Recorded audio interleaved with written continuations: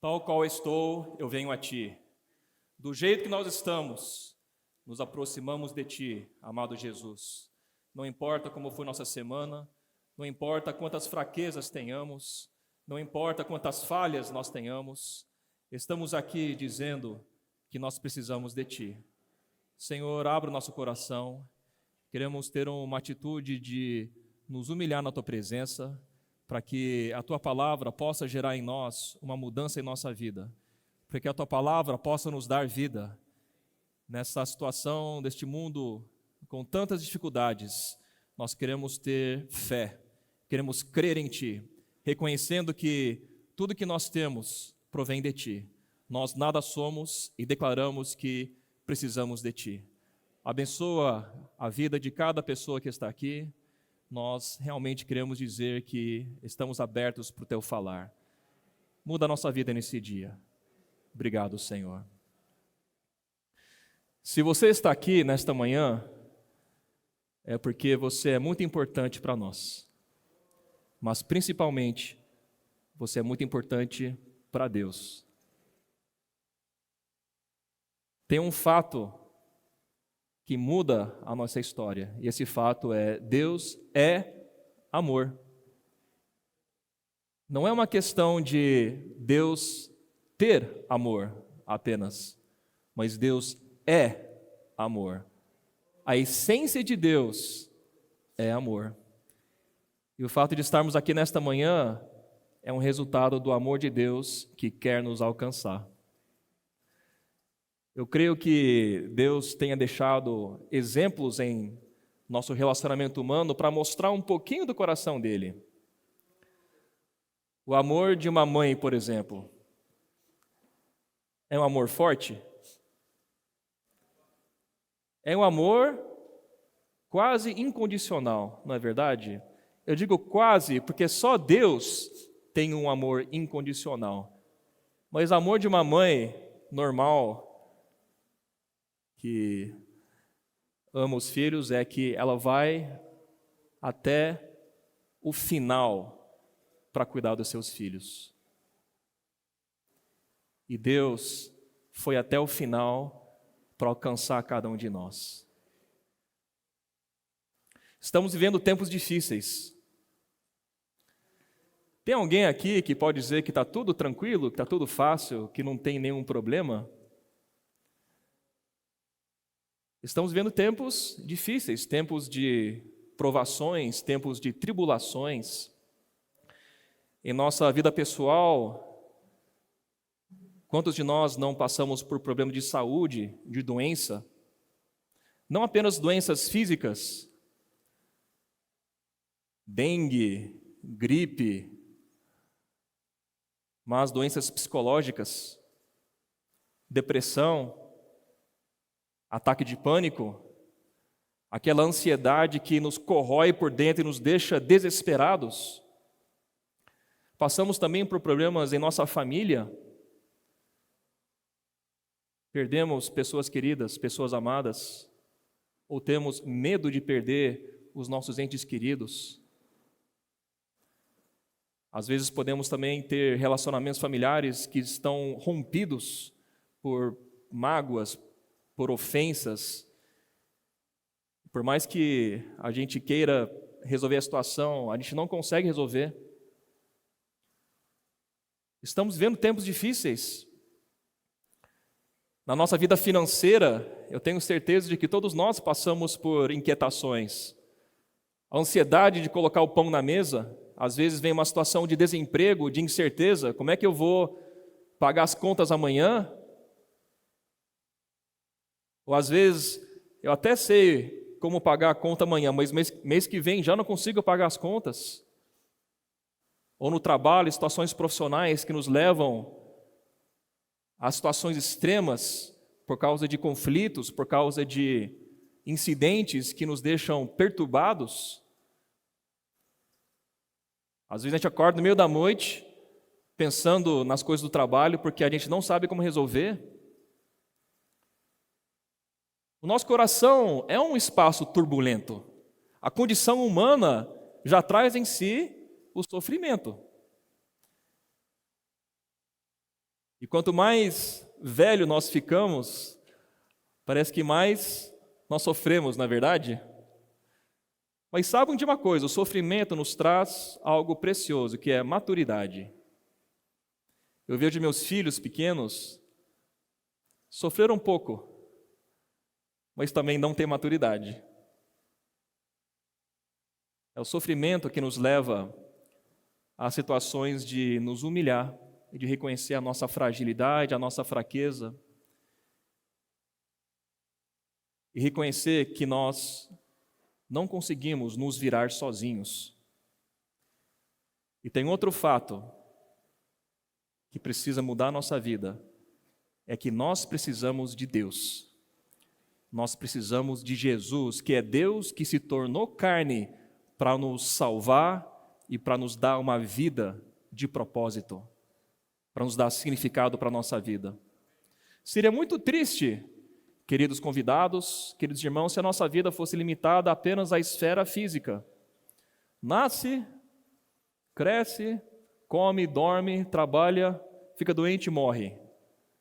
Se a nossa vida for apenas isso, é muito superficial. Mas, para aqueles que têm uma experiência com Deus, nós sabemos que a nossa esperança não se limita a essa vida.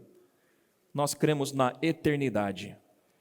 Nós cremos que Deus é eterno, tem a vida eterna e nos dá a sua vida eterna.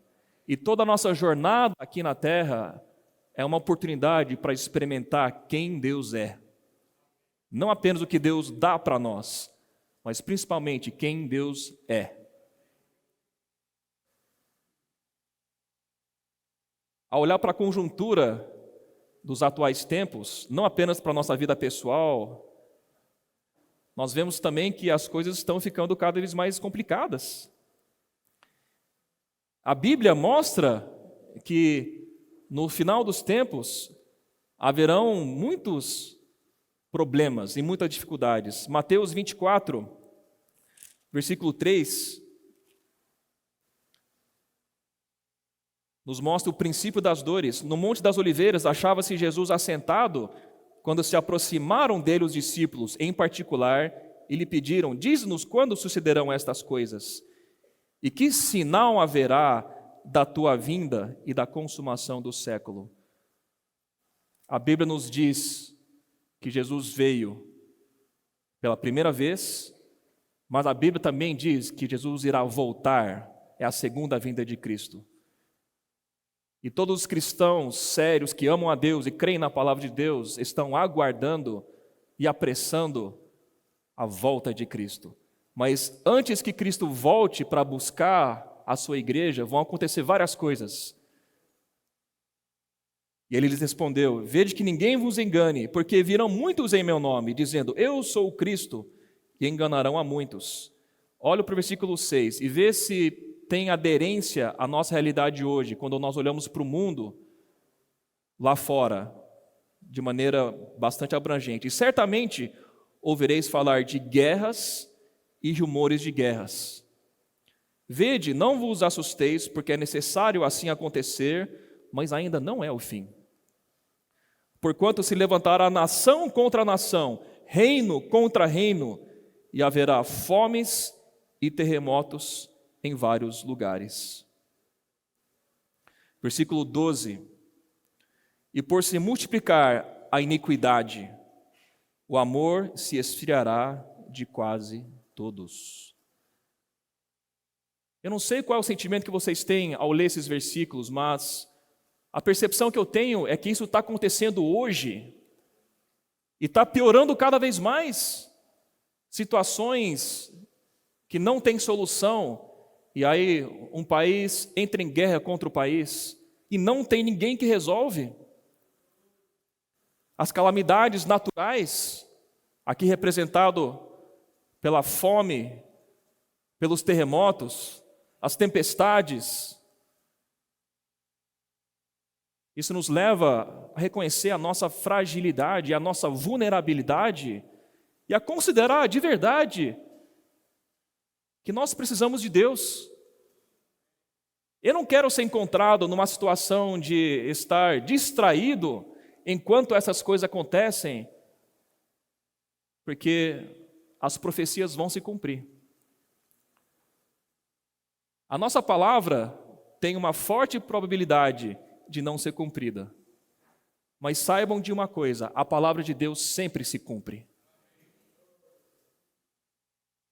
Versículo 13, aquele, porém, que perseverar até o fim, esse será salvo.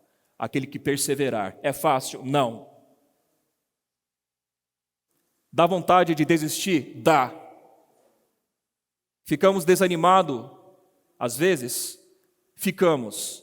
Mas precisamos tomar posse da realidade que está nesse versículo. Aquele, porém, que perseverar até o fim, esse será salvo. Salvo da condição de que a iniquidade opera em nós, salvo da condição de ficarmos aterrorizados e apenas vivermos como vítimas ou observadores do que está acontecendo. E o versículo 14 nos mostra como a igreja tem a responsabilidade em relação a tudo que está acontecendo. E a igreja determina também os fatos para que Jesus volte. E será pregado este evangelho do reino. O que é o evangelho do reino? É dar o trono da nossa vida a Cristo. Nós gostamos de ser autoridade em nossa vida. Todos nós, eu tenho certeza, já tivemos algumas situações em que ficamos extremamente incomodados quando nos sentimos que a nossa autoridade foi tirada, não é verdade? Porque, afinal, eu sou o dono do meu próprio nariz, não é verdade? Quem manda sou eu. Mas o evangelho do reino entrega a nossa vida a Cristo. Porque nós amamos a Cristo, aceitamos a sua obra de salvação em nossa vida e nós confiamos a Ele o governo da nossa vida. Não é apenas o evangelho de salvação, mas o evangelho em que nós deixamos o Senhor governar o nosso viver, porque só Deus sabe como nós vamos viver conforme a criação dele. E Deus nos criou para sermos vitoriosos, mas na vida dele. Será pregado o evangelho do reino por todo o mundo para testemunho a todas as nações. Tem que haver um testemunho. Deus precisa se expressar através das pessoas. Então virá o fim. Então nós vemos para a nossa vida pessoal, familiar, mas também olhamos para a situação no mundo e vemos que essas coisas estão acontecendo. O que realmente faz a diferença ao entender, sentir e perceber todas essas situações? Passamos por provações, tribulações, angústia. E a gente pode buscar várias coisas, e algumas coisas aparentemente nos ajudam. Alguns buscam aprender novas habilidades, estudam para tentar superar seus problemas. Outros vivem nas mídias sociais para inspirar nos influenciadores, não é verdade? Eu creio que todos nós tenhamos pelo menos um influenciador que a gente admira e fica vendo o que ele fala, vendo o que ele pensa e usa isso como motivação para a gente superar os problemas da nossa vida, não é verdade? Não tem nada de errado com isso, mas essa não é a solução definitiva. Alguns leem livros de autoajuda para tentar mudar comportamentalmente como nós enxergamos esse mundo, para tentar lidar um pouco com a frustração, o vazio interior, a angústia que há em nosso coração. Outros têm o privilégio de ter amigos, de ter parentes que realmente nos ajudam a enfrentar as lutas em nossa vida. E essas coisas são boas, mas não resolvem. Agora, a boa notícia que eu quero dar para vocês nesta manhã é que há uma esperança, é que tem uma solução. A solução está na palavra de Deus. A Bíblia é o manual de instrução do homem. Porque Deus criou o homem. O homem não surgiu do acaso. Deus criou o homem conforme a sua imagem e semelhança. E Ele nos deixou a palavra dEle, que é a Bíblia, para nos mostrar o desejo dEle para o homem e o propósito dEle para o homem. Então, qualquer coisa em relação à nossa vida tem a resposta na palavra de Deus, na Bíblia. E eu quero falar de um primeiro princípio importante. O que vai causar diferença em nossa vida é como nós cremos ou como nós não cremos em Deus. De maneira geral, eu creio que a maioria de nós podemos dizer, nós cremos em Deus. O Brasil é um país que, na sua maioria, tem pelo menos simpatia com Deus, não é? Tem uma empatia com Deus. Mas eu falei como cremos, porque não é uma questão apenas de dizer, eu creio em Deus, mas como Deus se relaciona comigo no dia a dia. Como eu me relaciono com Deus no dia a dia. É algo pessoal ou tomo emprestado experiências de outros e eu tento, por tabela, conseguir algumas soluções para a minha vida. Nesta manhã, nós queremos dizer, Deus quer ter um relacionamento pessoal com você. Personalizado para você. Porque Deus te ama, entregou a vida por você. E Deus te conhece pelo nome. E pelo sobrenome.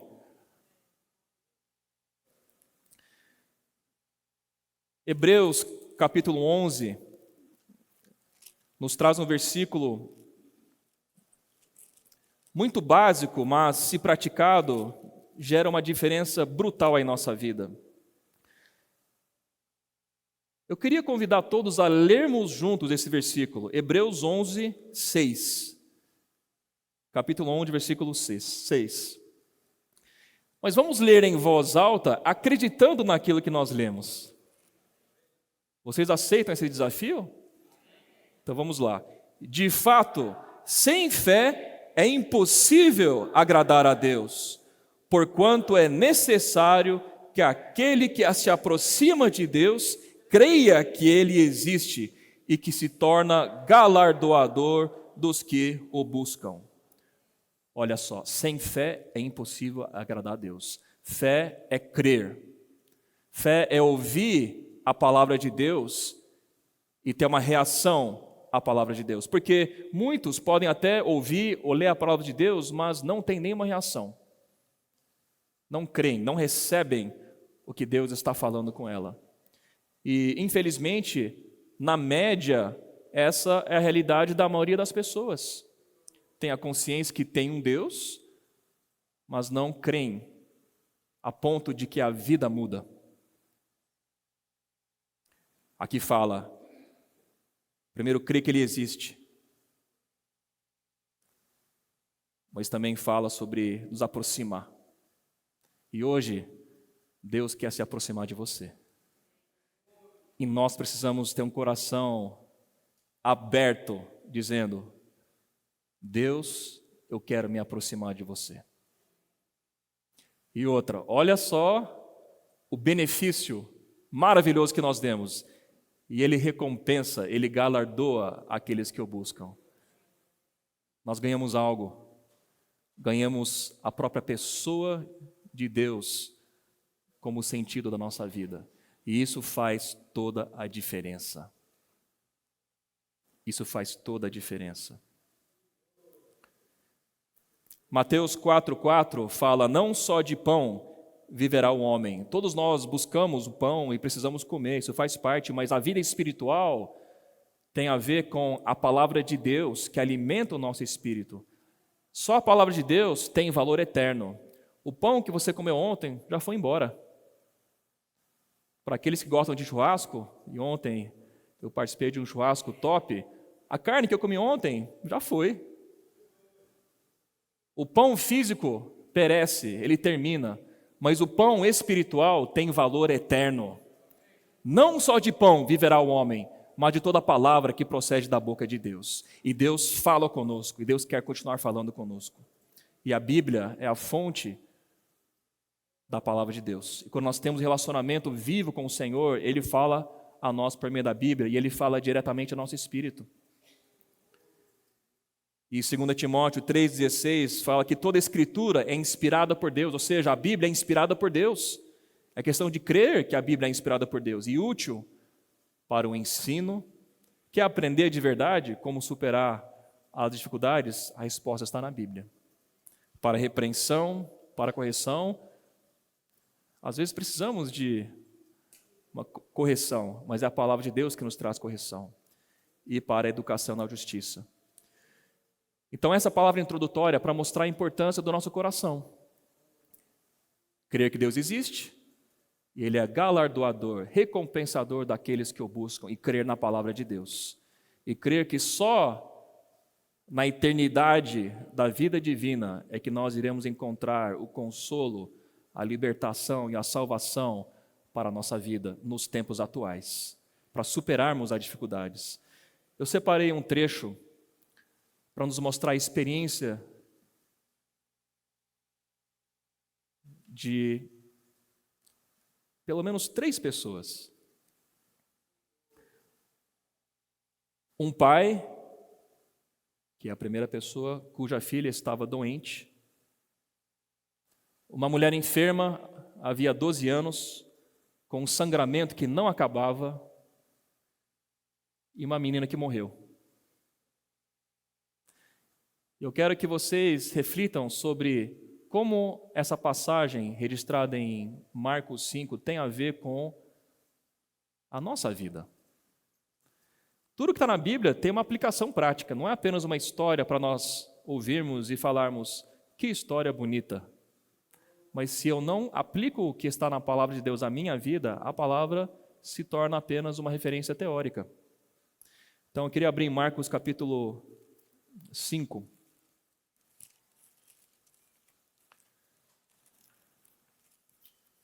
Marcos 5, 21. Eu vou ler junto com vocês e vocês acompanham. Tendo Jesus voltado no barco para outro lado, afluiu para ele grande multidão, e ele estava junto do mar. Cristo atraía as multidões, não porque ele era bonito, a Bíblia até fala que ele não era bonito, mas ele tinha a vida divina, e o amor de Deus, e a paz de Deus, e a alegria de Deus, que atraía as pessoas a Ele.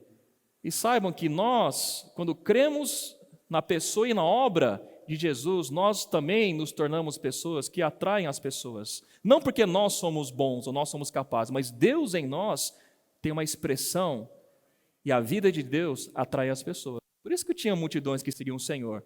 É claro, alguns seguiam para ser curado, para comer o pão que ele multiplicava, mas o fato é, Cristo atrai as pessoas, e nós também precisamos ser atraídos por Cristo. Versículo 22. Eis que se chegou a ele um dos principais da sinagoga, chamado Jairo, e vendo, prostrou-se a seus pés. E insistentemente lhe suplicou: minha filhinha está à morte. Vem, impõe as mãos sobre ela, para que seja salva e viverá. Aqui vemos um pedido de um pai desesperado. Quantos pais aqui, pais ou mães, tem aqui? Levanta a mão. Vocês não vão até a última consequência para salvar seu filho ou sua filha? Eu sei que eu vou. Pelo menos até onde eu posso ir. A única solução que esse homem via era se prostrar aos pés de Jesus, porque a filhinha dele estava doente e era uma doença de morte. Então aqui nós vemos a atitude de alguém que busca a Deus. Nós temos que nos prostrar diante do Senhor e fazer um pedido a Ele. O que está em nosso coração? Pedir para que Jesus cure a filha é uma metáfora. Claro, pode ser que nossos filhos estão doentes, a gente pede a cura de Jesus, mas é toda a necessidade de desespero que requer uma ação da parte de Deus que nós sabemos que nós não conseguimos. É o sentimento de impotência, de incapacidade, de insuficiência. Vai chegar algum momento da nossa vida, queridos convidados e irmãos, que nós vamos nos sentir incapazes, insuficientes, e vai bater o desespero em nosso coração. E nossa única atitude é nos prostrar aos pés de Jesus e pedir que Ele cure, que Ele salve. Isso é um coração de nos humilhar diante de Deus e reverenciar a Deus pelo que Deus é. E olha que resposta do Senhor, Jesus foi com ele. Essa é a atitude do nosso Deus cheio de amor. Nosso Deus que é amor, Ele vai conosco. Jesus podia simplesmente dizer: o problema é seu. O que eu tenho a ver com isso? Mas graças a Deus, nosso Senhor é justamente o contrário. Ele é galardoador daqueles que o buscam. Ele está atento à nossa situação. E se nós oramos a Ele, Ele se aproxima de nós. Então esse é o começo de uma das duas histórias. No meio do caminho, aconteceu outra história. É como se fosse um sanduíche, né? Você tem o pão de cima e o pão de baixo. Mas no meio tem outra história. E essa história tem a ver com a primeira história. Então o que aconteceu no meio do caminho? Versículo 25. Aconteceu que certa mulher que havia 12 anos vinha sofrendo de uma hemorragia. 12 anos sofrendo de uma hemorragia. E muito padecera a mão de vários médicos, tendo despendido tudo quanto possuía. Ela gastou todo o dinheiro dela, usou todos os recursos dela. Havia 12 anos que ela estava sangrando e não tinha solução. A última solução dela era um encontro com Jesus. Ela tinha fé que Jesus podia mudar a situação dela. Até quando nós vamos ficar gastando tudo que nós temos para resolver os problemas que afligem a nossa alma? Você pode continuar tentando, mas você vai gastar tudo que você tem. Os recursos aqui, por um lado, pode ser dinheiro, mas também pode ser energia, pode ser tempo. A gente busca a solução até o ponto em que nós dizemos, não tem mais solução. E essa mulher estava desesperada. A conclusão foi que não tem mais o que fazer. Minha última chance é ir para Jesus. Gastou tudo que tinha, já não tinha mais nada. E dentro do contexto do Antigo Testamento, uma mulher com fluxo de sangue era considerada imunda. Ou seja, ela era impura, no contexto religioso e social da época, e também ninguém podia tocá-la, porque ela era imunda. Então, uma mulher que bem provavelmente vivia à beira da sociedade, não se relacionava com as pessoas porque ela era imunda. Ela tinha procurado ajuda? Tinha. Resolveu? Não. Muito padecera a mão de vários médicos, versículo 26, tendo despendido tudo quanto possuía, sem contudo nada aproveitar, antes pelo contrário, indo a pior. Se ela pelo menos pudesse ficar na mesma, talvez até teria uma sobrevida, mas ela estava piorando. Não é uma situação que às vezes você tem na sua vida, que por mais que você tente resolver seus problemas, parece que só piora? Essa mulher tinha essa experiência. Mas ela ouviu a fama de Jesus. Ela ouviu que Jesus estava por lá. Só que olha que curiosa a atitude dela. Ela não foi falar com o Senhor diretamente. Ela montou um plano. Qual era o plano dela? Eu vou por trás dele, por entre a multidão, e eu vou tocar na veste dele. Às vezes a gente não tem coragem de ir para Jesus diretamente, quer seja por vergonha, quer seja porque a gente tem algum receio, mas ela não desistiu. E a fé que ela tinha foi reconhecida pelo próprio Jesus. Ela pensava, se eu apenas tocar a veste dele, eu vou ser curado. Essa veste pode ser interpretada como a humanidade do Senhor. As virtudes maravilhosas de Cristo. E Jesus, na condição do Salvador, que veio para servir, tinha uma humanidade compassiva, uma humanidade cheia de misericórdia, cheia de amor, porque Deus é amor. E o que acontece? Ela dizia, 28, se eu apenas lhe tocar as vestes, ficarei curada. Essa era a fé que ela tinha. E quando ela tocou nas vestes do Senhor, o que aconteceu? A hemorragia foi estancada.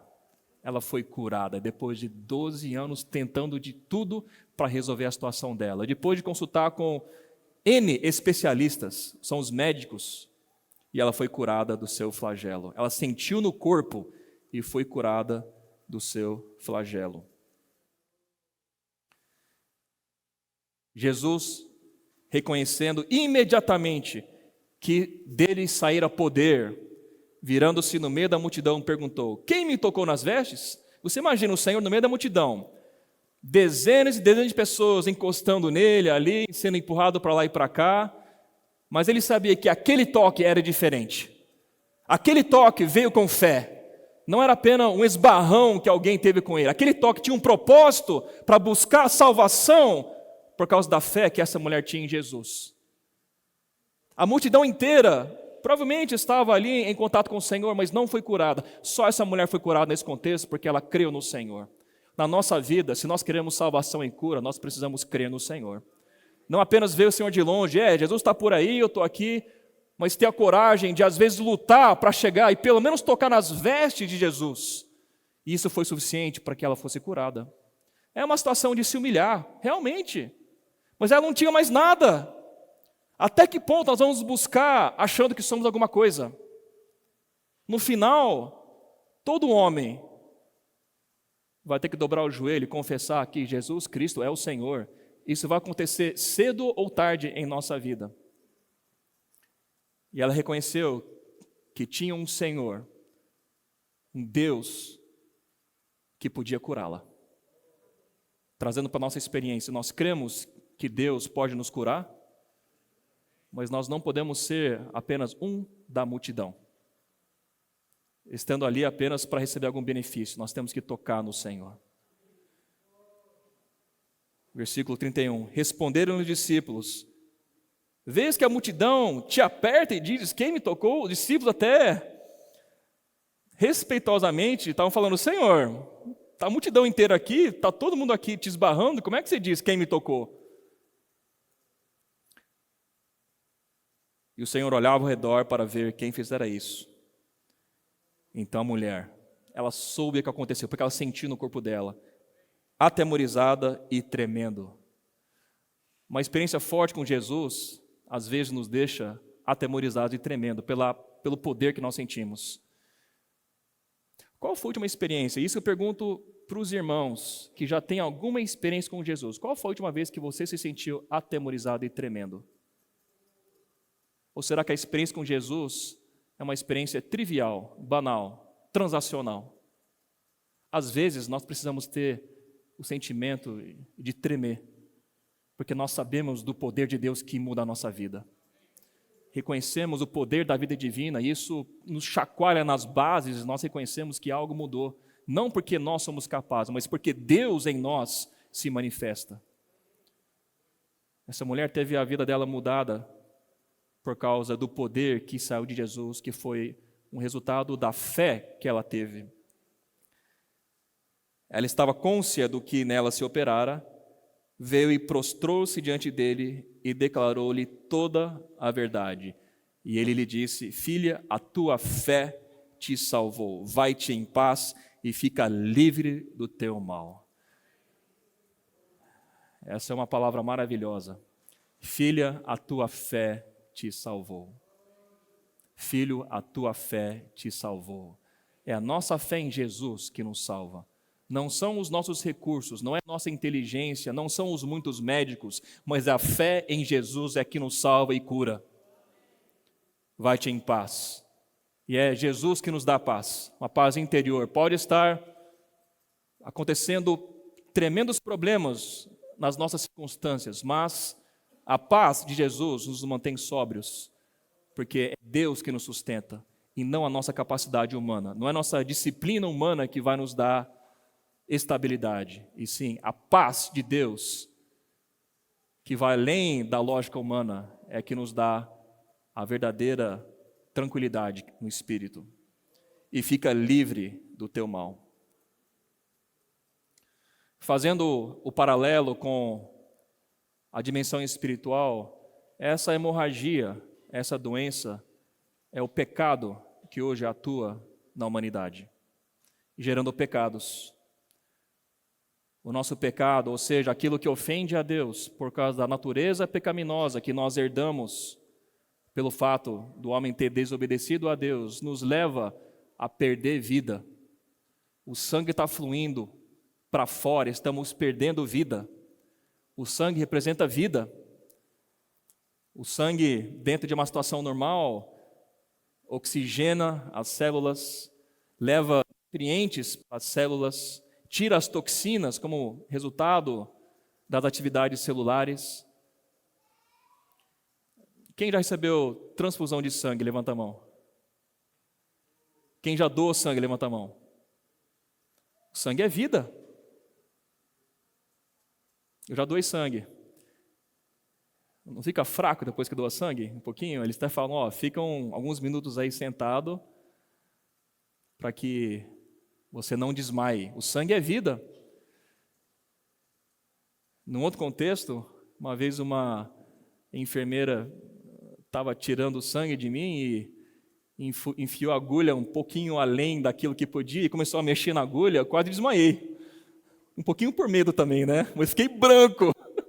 Porque quando você tira sangue e você vê ali, você fica desesperado, não é verdade? Tudo bem. Às vezes eu tenho um coração meio fraco para essas coisas, né? Mas o sangue é vida. E ela estava perdendo sangue. Ou seja, o resultado era a morte. O pecado drena a nossa vida. Nós somos derrotados pelo pecado, nós acabamos ofendendo a Deus. E o pecado está em nós. Talvez você pense, eu não tenho pecado não. Eu tenho 2 filhos pequenos. Eu acho que eu nunca ensinei eles a mentirem. Eu também acho que eu nunca menti na frente deles ao ponto deles aprenderem de mim. Porque para eles aprenderem de mim, eles tinham que saber que algo que eu dissesse não fosse verdade. Mas por incrível que pareça, aos 3 anos de idade, eles mentem. Uma criança inocente mente. De onde aprenderam isso? De novo, eu espero que não tenha sido de mim, nem da minha esposa. O pecado habita em nós, mesmo que nós não queiramos, nós somos levados a ofender a Deus. Parece que a gente quer fazer o bem, mas não consegue. E o apóstolo Paulo fala sobre isso. O bem que há em mim, ele não consegue operar, porque nós somos seres humanos que temos uma natureza pecaminosa. O sangue está fluindo, estamos perdendo vida, a gente não sabe o que fazer. A gente até tenta não errar tanto, mas a gente não consegue, porque da mesma maneira que esses médicos não conseguiram curar essa mulher, a gente não consegue deixar de pecar por meio dos nossos próprios recursos. Por isso que Jesus se entregou por nós. Porque como homem e como Deus, e como o único homem justo, ele foi qualificado a morrer por nós na cruz. Então essa mulher tocou em Jesus e ela foi curada. Esse é o miolo do sanduíche. A doença de 12 anos foi curada por meio de crer em Jesus. Quando nós cremos que Jesus morreu por nós na cruz, para nos dar vida, nós somos curados da doença do pecado. E nós recebemos de volta a nossa saúde. Porque Deus nos criou para viver para Ele e não para este mundo. Não para viver escravo do pecado. Não tem vezes que você tem boas intenções, mas aí dá errado todo o seu plano e você conclui, acho que eu sou ruim mesmo. Eu já tive experiência assim, irmãos, para ser sincero. Às vezes eu tenho boas intenções, eu vou parar de irritar a minha esposa, eu vou parar de brigar com ela. Às vezes temos brigas feias. Ela está na sala das crianças, então eu posso falar aqui tranquilamente. E aí eu penso, dessa vez eu pisei na bola. Dessa vez eu manifestei a minha raiva, eu cutuquei exatamente onde eu sei que eu preciso cutucar só para deixar ela brava. Aí eu penso, da próxima eu vou respirar fundo, eu não vou falar nada sem pensar. Dá certo essas coisas, irmãos? Para mim não deu certo, para ser sincero. Às vezes a próxima próxima conversa, até pior, né? Porque só a vida de Cristo é capaz de nos levar até o verdadeiro amor pelas pessoas, inclusive, e talvez principalmente, nosso cônjuge. E de mal a pior. Essa condição degradada da nossa saúde espiritual, em que o pecado vai drenando a nossa energia, vai drenando a nossa vida, mas o toque em Jesus muda toda a nossa história, porque Jesus morreu por nós e nos deu a vida. Tudo isso enquanto a filhinha de Jairo estava morrendo. O Senhor podia falar, não, eu vou ali rapidinho, depois eu volto. Mas não, ele precisava resolver ali a situação. E Deus é maravilhoso, tudo estava no plano de Deus. Vamos agora para a continuação da primeira história, né? Falava ele ainda quando chegaram alguns da casa do chefe da sinagoga. O Jairo era o chefe da sinagoga. A quem disseram, tua filha já morreu. Nesse meio tempo, da caminhada de Jesus para a casa de Jairo, a filhinha dele morreu. Que situação triste, lamentável. Por que ainda incomodas o mestre? A lógica humana é essa. Jairo. Demorou, né? Não incomoda mais o mestre. Ela já morreu. Já era. Mesmo que a situação seja impossível, Deus é quem faz as coisas acontecer. A lógica humana não é a lógica divina. Mas Jesus, versículo 36, sem acudir a tais palavras, disse ao chefe da sinagoga, olha só, a experiência inicial foi um pai intercedendo pela vida e saúde da filha. Jesus ignorou aqueles que falaram essas palavras negativas e disse para Jairo, não temas, crê somente. Não temas, crê somente. E essa manhã eu quero dizer a cada um que está aqui, não temas, crê somente. A filha morreu, não temas, crê somente. Tua situação é de desespero, de angústia, não temas, crê somente. Isso é fé, isso é crer que Deus pode e vai operar algo em nós, mas porque nós nos aproximamos dele e pedimos que ele nos salve. E olha só, a experiência da mulher enferma com o Senhor foi uma experiência bem pública, todos viram ali. Mas a experiência com a filha de Jairo foi uma experiência particular, uma experiência íntima, poucos viram o que realmente aconteceu. Versículo 37, contudo, não permitiu que alguém o acompanhasse, senão Pedro e os irmãos Tiago e João. Aqui era o círculo íntimo de Jesus. Em vários momentos ao longo do ministério terrenal de Cristo, Pedro, João e Tiago foram chamados pelo Senhor para testemunharem algumas coisas que não foram para todos. Queridos convidados, amados irmãos, vamos ser do ciclo íntimo do Senhor. Não vamos ser parte da multidão que vê as coisas de longe. Melhor ser da multidão que está seguindo Jesus do que ser a multidão que não está seguindo Jesus. Mas muito melhor ser um Pedro, João e Tiago que viram pessoalmente algo só para os íntimos de Cristo. E quem também estava ali? A mãe e o pai. Versículo 38, chegando à casa do chefe da sinagoga, viu Jesus alvoroço, os que choravam e os que pranteavam muito. Ao entrar, lhes disse, por que estás em alvoroço e chorais? A criança não está morta, mas dorme. O Senhor sabia o que ele iria fazer. Por isso que falava que a criança não está morta, mas dorme. E riam-se dele. Aqueles que não creem em Jesus ridicularizam Jesus. Dão risada. Ih, ficou doido. Ficou doido. Tendo ele, porém, mandado sair a todos, o Senhor mandou sair todo mundo.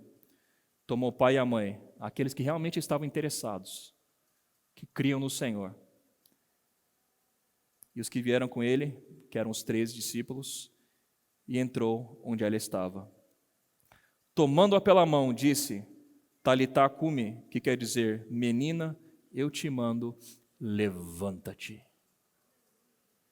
Imediatamente a menina se levantou e pôs-se a andar, pois tinha 12 anos. Então ficaram todos sobremaneira admirados. Vocês perceberam que 12 anos é citado 2 vezes aqui? Quantos anos a mulher enfrentou a hemorragia? 12 anos. Qual que era a idade dessa menina que foi ressuscitada? 12 anos. Então, quando a mulher ficou enferma, essa menina nasceu.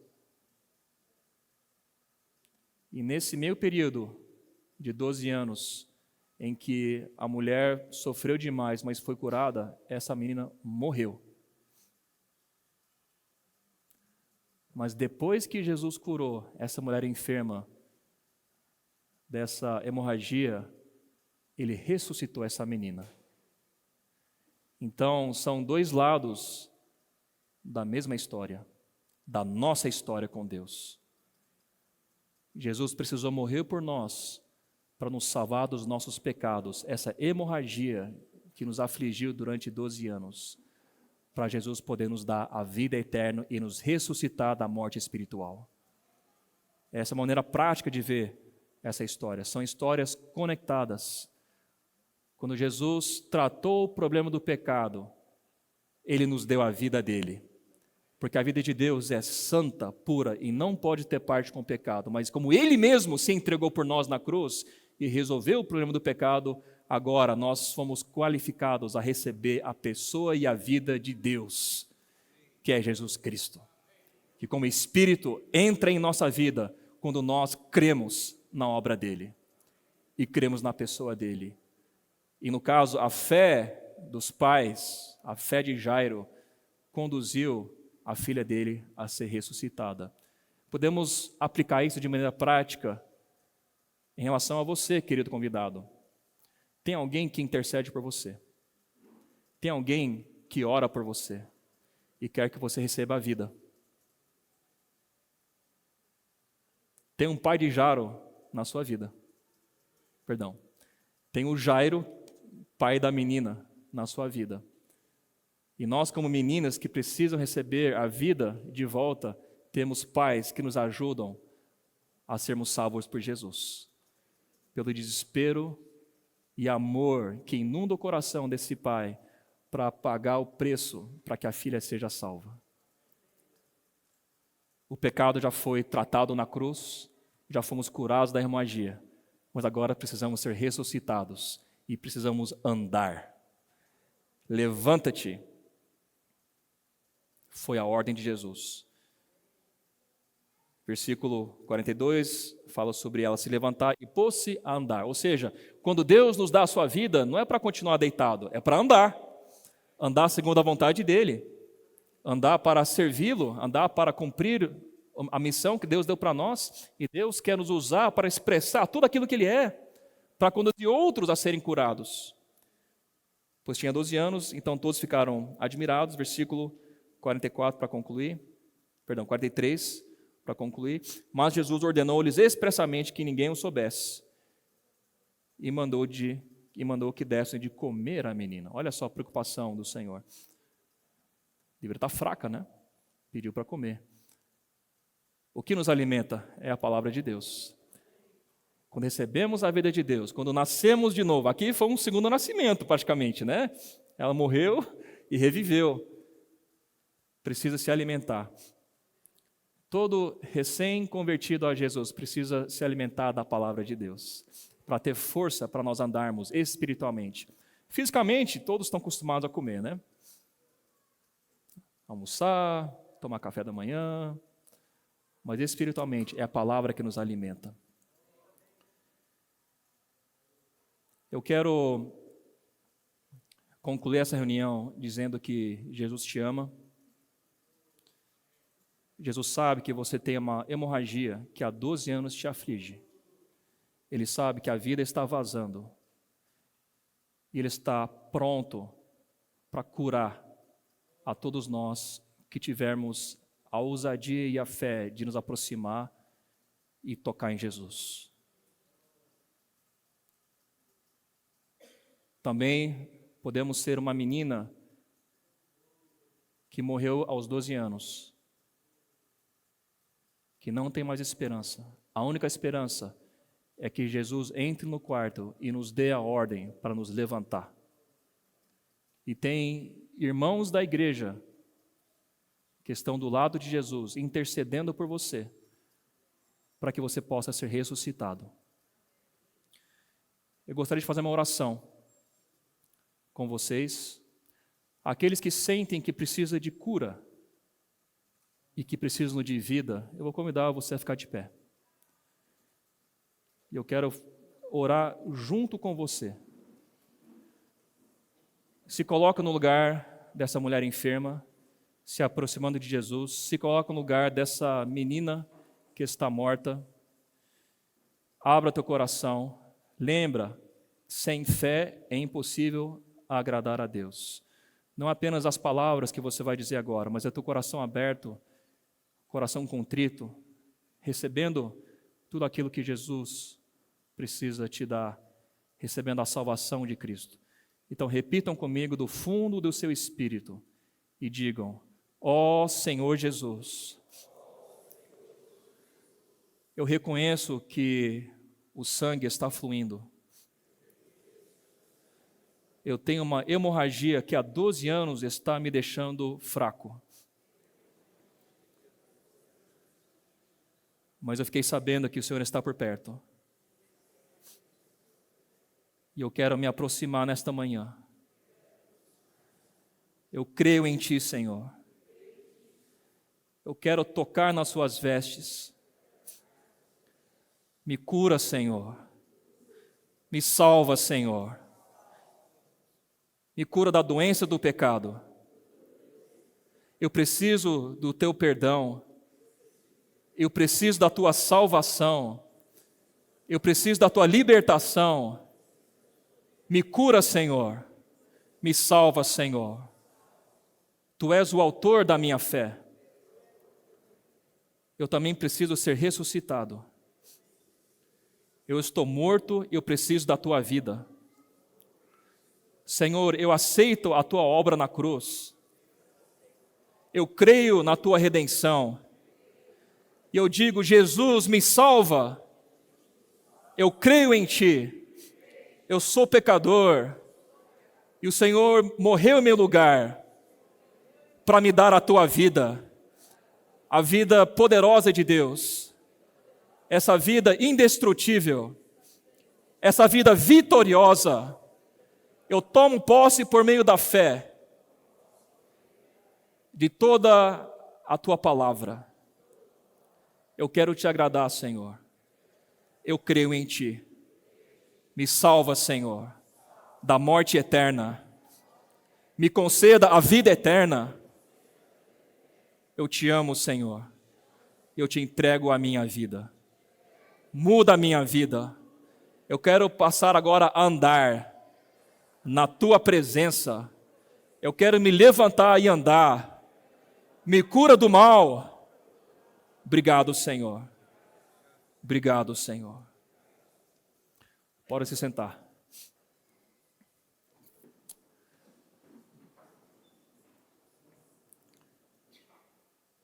Precisamos crer no Senhor. Oração é falar com Deus. Quando falamos com Deus, tudo muda em nossa vida. Jesus é o Senhor.